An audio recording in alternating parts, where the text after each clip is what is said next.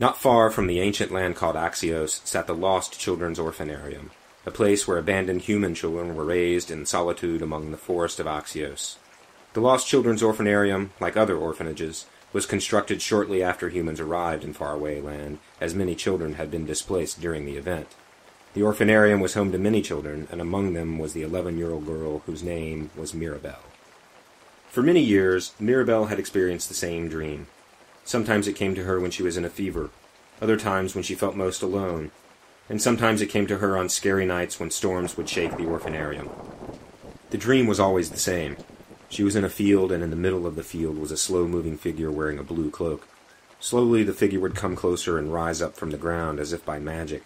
All around the figure the ground pulled apart and rose into the air, and in the figure would reveal itself, a girl with white hair and glowing green eyes. One night after waking from her dream, Mirabelle heard a voice which told her to run away. It was the first time she had heard the voice, and with it came a great sense of power and fear. It was as if it commanded her, and she listened to the familiar sound and decided to escape the orphanarium. And so Mirabelle packed what few belongings she had and crept out of the orphanarium and into the raging storm. As she ran, she thought of all the cold soup she had eaten, and how each morning when she climbed from bed she felt the freezing floor with her feet, how she had to watch out for rats and the older children. "I will not miss this place," she said. Soon she was near the edge of the woods, and she turned and looked back on the silhouette of the old place that had been her home since she could remember. And again she heard the quiet echo of the voice inside her head telling her to run away, and so she turned and entered the woods and never looked back again. She ventured deep into the forest on a faint path lit only occasionally by the lightning. As she walked, she recalled stories that the older children had told, stories of monsters and beasts that waited in the woods to eat anyone unlucky enough to find them.